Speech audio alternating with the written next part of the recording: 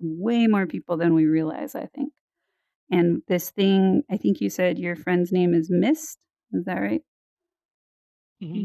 Yeah, that story is Yeah. just so much, I think, also evidence for me on one of the things that I wanna do, which is, get a lot of buy-in to build these pathways so that there's more chances of those moments happening.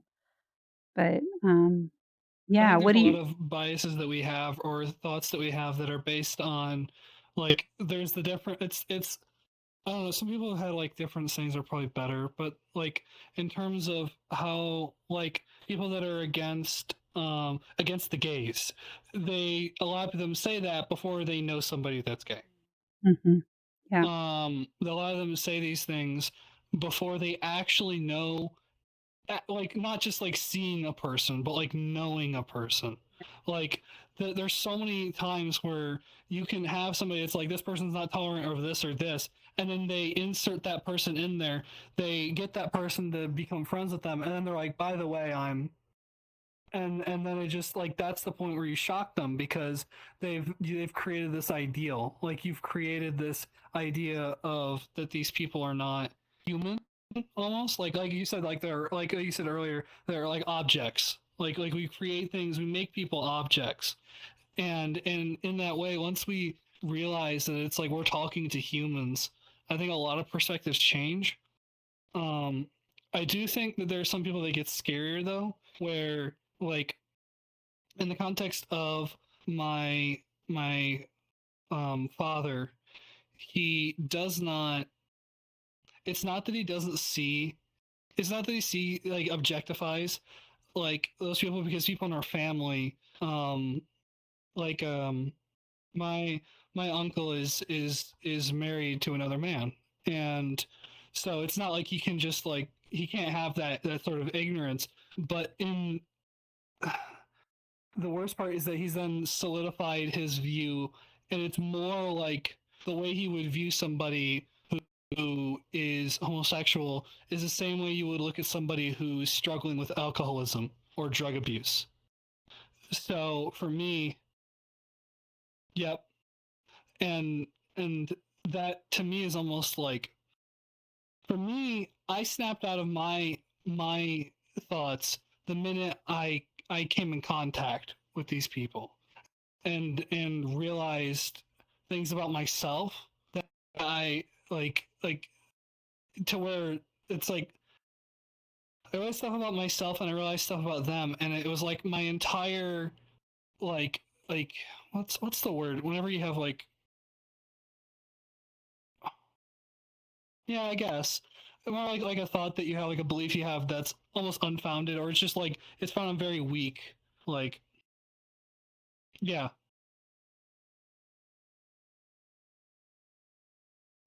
and it took, and for me, it took one night, like pretty much to completely eliminate it, and then over time, it was growing and learning to remove those prejudices and remove that training that I kind of grew up with, and learning what I thought. What do I actually think now that I know these people? What do I believe? yeah. Um,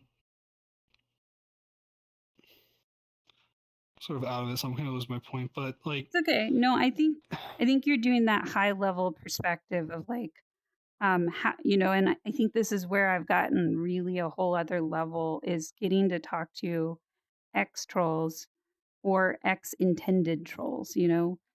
So just briefly, do you think you could share the story of like you came in here and starting with that, why you came in here? back in 2019, I was very lonely, and I didn't have a lot of good friend circles. Um, I ironically thought that COVID. Well, I thought that COVID would be the answer to a lot of my online loneliness. I didn't really believe in friends online. I believed in IRL friends, and I thought that COVID would make it so that we could spend time together and like online and do things. And I was wrong. And I decided one day to go into VR chat, and because I knew it as a memeing game, like I didn't know it as a social platform. I went in with the complete intent to get, so like originally I was gonna get meme avatar, but I wanted to do something different, and I was gonna mess with people, and I was going to um, just mess with their day. Um, and the one of the first after I got my avatar, I was in a Titanfall 2 avatar. Um, I went into the Black Cat and I sat at this chair in like the upstairs area, and I I couldn't say anything. Mm, Even though I like in my mind is like I'm gonna be so funny, I mm, it was suddenly a lot harder in person to do that because people were just having conversations. They were just doing these things, mhm, and like I just maybe I'm just not I wasn't creative enough. But I ended up having somebody walk up to me who was this full body VR user named Mist, and he came up mm, to me in a furry avatar. And at the time, I completely was under the impression that like furries are bad. You know, like there's three things in life that are bad: trans people, furries, and gay people. yeah, yeah, Um, and that's sort of the culture I grew up in, even the internet culture. mm, And this guy started talking to me, and like we were talking about like Resident Evil, which is like my favorite gaming series, and I've never I had been like losing it over Resident Evil 2, mhm, just absolutely loving it. And here was a guy I didn't even my dad wouldn't even listen to me. Like I had nobody to talk to this stuff about that, and he was just like we were just bonding over the exact thing, over the exact mm, reasons that I liked it, and like talking back and forth, and I hadn't had that in so long. And then this other person comes up. At the time, their name was Campy, and they were trans, and once mm. again in a furry model. And they started talking, and they were a big Resident Evil nut. They made like my sudden liking of the series like I was clearly the novice, and we were just talking back and forth of all Mm, these different things and joking, and I was laughing and just wow, having such a good time. mm, And eventually I realized that it was like 4 a.m. mm, and I wasn't even I can't when I would hit 12, I'm usually ready to just knock out for the night.